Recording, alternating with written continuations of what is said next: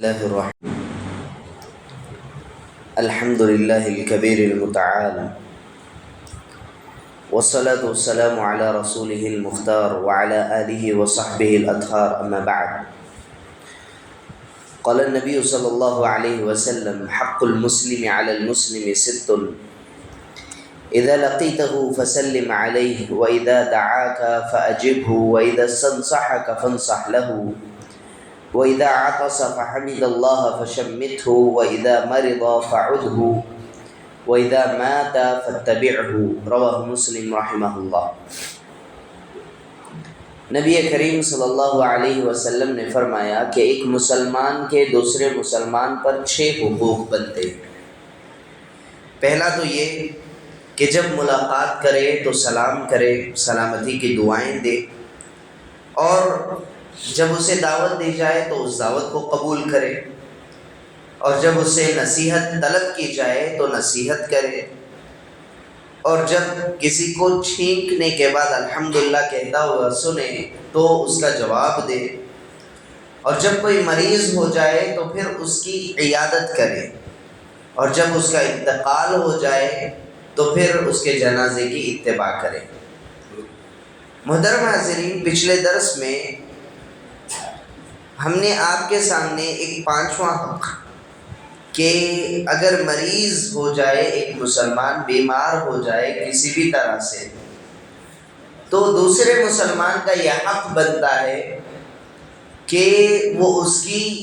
عیادت کرے، اس کی دیکھ ریکھ کے لیے جائے، پوچھے، حالت دریافت کرے۔ یہ ایک مسلمان کا حق ہے جسے پورا کرنا دوسرے مسلمان پر ضروری ہے۔ محترم حاضرین، ایک حدیث پچھلے درس میں ہم نے آپ کے سامنے اس کے فضائل کے اوپر کچھ باتیں رکھی تھی۔ باذن اللہ مزید کچھ باتیں آداب کے سلسلے میں آپ کے سامنے رکھی جائے گی۔ اس سے پہلے ایک فضیلت والی ایک حدیث میں آپ کے سامنے رکھ دوں کہ نبی کریم صلی اللہ علیہ وسلم نے فرمایا من عاد مریضا او زار اخا له فی اللہ، اگر کوئی بندہ کسی مریض کی عیادت کے لیے جاتا ہے یا اللہ تعالیٰ کے خاطر اپنے بھائی کی زیارت کے لیے جاتا ہے، عیادت کے لیے جاتا ہے، ناداہ مناد، ایک فرشتہ آواز لگاتا ہے، ان طبت وطاب ممشاک وتبوأت من الجنت منزلا، فرشتہ یہ آواز لگاتا ہے کہ تم خوش رہو، تمہارا چلنا مبارک ہو، اور تم نے جنت میں اپنا ایک مقام بنا لیا ہے۔ یہ فرشتے کی آواز ہوتی ہے جب کوئی کسی مریض بھائی کی عیادت کے لیے جاتا ہے یا اس کے اللہ تعالیٰ کے خاطر کسی کی زیارت کے لیے جاتا ہے، ملاقات کے لیے جاتا ہے۔ تو اتنی فضیلت والی حدیثیں پچھلے درس میں بھی آپ کے سامنے رکھی گئی، اور آج بھی ایک حدیث رکھی گئی۔ تو کئی فضائل ہیں، ہمیں بس عمل کی ضرورت ہے، بس ہم عمل کریں، اللہ سبحانہ و تعالیٰ اجر عظیم سے نوازنے والا ہے۔ تو جہاں مریض کی عیادت کے لیے جانا چاہیے وہیں پر کچھ آداب ہیں، ان کا خیال بھی رکھنا چاہیے، جیسا کہ نیتوں کے مطابق اجر و ثواب ملتا ہے، تو نیت خالص ہونی چاہیے۔ ایسا نہیں کہ 4 لوگوں کو دکھانے کے لیے جا رہے ہیں، یا سامنے والا کیا سمجھے گا اگر نہیں جائیں گے، تو رشتہ دار کیا سمجھیں گے، بھائی دیکھو اتنا بڑا آپریشن ہو رہا ہے، یہ بھائی کے لیے دیکھنے کے لیے نہیں آیا، کیوں ہم لوگ دوسروں کے لیے جائیں؟ جب جائے رہے تو اللہ سبحانہ و تعالیٰ کے خاطر جائیں، اللہ تعالیٰ نے جو اجر رکھا ہے، جو ثواب لکھ رکھا ہے، اس کو پانے کے لیے جائیں۔ تو اس چیز کا خیال رکھنا بے حد ضروری ہے۔ اسی طریقے سے جس مریض کی عیادت کے لیے جا رہے ہیں وہاں پر زیادہ دیر تک نہ رکیں۔ امام نووی رحمہ اللہ نے ذکر کیا وَيُسْتَحَبُّ أَلَّا يُطِيلَ الْجُلُوسَ عِنْدَهُ إِلَّا إِذَا أَحَبَّ الْمَرِيضُ ذَلِكَ، کہا کہ مستحب ہے کہ مریض کے پاس زیادہ دیر تک نہ بیٹھا جائے، اس لیے کہ اس سے اسے تکلیف ہوتی ہے، بھئی کتنی دیر بیٹھیں گے اس کے پاس، اور وہ سوچے گا بھئی کتنی دیر سے بیٹھے ہوئے ہیں، آخر وہ لیٹے گا کب یا پھر مریض وہ آرام کب کرے گا؟ تو اس چیز کا خیال رکھنا بے حد ضروری ہے۔ ہاں ایک بات انہوں نے یہ بھی لکھی کہ الا اذا احب المریض ذلك، ہاں اگر مریض چاہتا ہے، مریض یہ بات پسند کرتا ہے کہ آپ آ رہے ہیں تو پھر رہیں، ورنہ نہیں، جلد از جلد وہاں سے نکلنے کی کوشش کریں۔ اسی طریقے سے مریض کو تسلی دینا چاہیے، ایسا نہیں کہ کیا اتنا بڑا ہو گیا کیا، یہ تو بہت بڑی بات ہے، اسے ڈرانا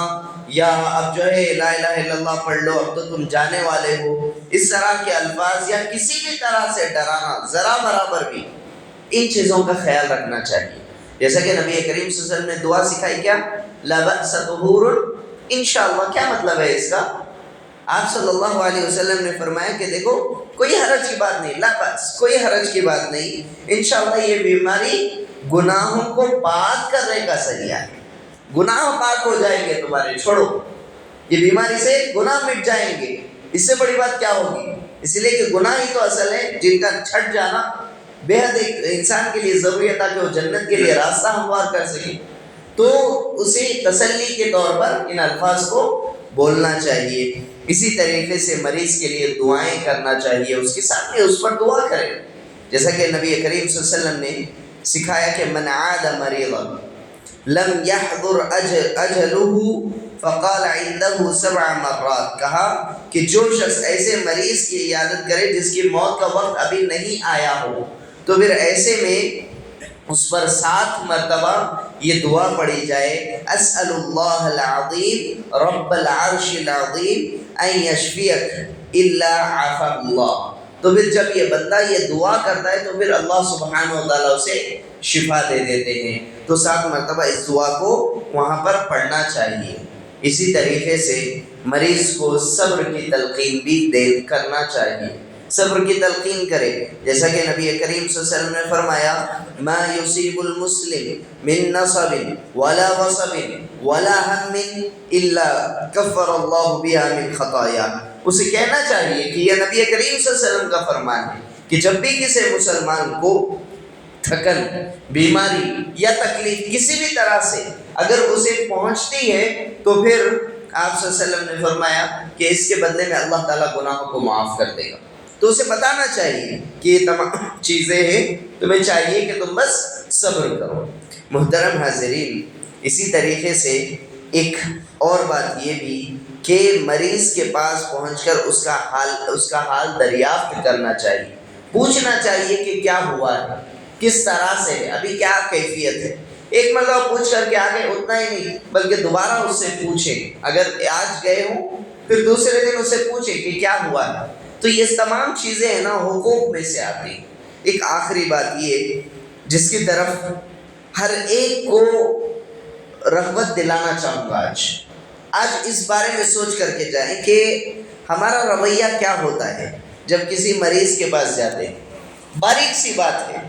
سوچنے والی بات نہیں ہے زیادہ تر، اس وجہ سے کہ یہ ہر ایک کے ساتھ ہوتا ہے، خاص کر عورتوں میں بہت زیادہ ہوتا ہے۔ کیا ہوتا ہے جب مریض کے پاس جاتے ہیں تو پھر اس کے غم بہت زیادہ رہتے ہیں،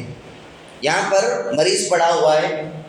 اس کے اہل خانہ ایک طرف بیٹھے ہوئے ہیں، دوسری جانب ہم میں سے کوئی یا پھر گھر کے عورتیں ہوں، ہوتا کیا ہے اسے پوچھتے ہیں کہ کیا ہوا یہ سب، پھر اس کے بعد اس کا جو درد ہوتا ہے اس کے درد میں ملاتے ہوئے اپنے کئی درد لا کر کے جوڑ دیتے ہیں۔ ہاں ہمارے ساتھ بھی یہ ہوا تھا، ہمارے ان کے ساتھ بھی یہ ہوا تھا، انہوں ایسا ہو گئے ویسا ہو گیا، اتنی بات۔ سبحان اللہ، بھائی ہم لوگ مریض کی عیادت کرنے کے لیے آئے یا اپنے درد اور غم سنانے آئے؟ یہ ہر کوئی کرتا ہے، اللہ کی قسم ہمیں اس کے اوپر توجہ دینی ہوگی، یہ مزید تکلیف کا سبب بن رہے ہیں۔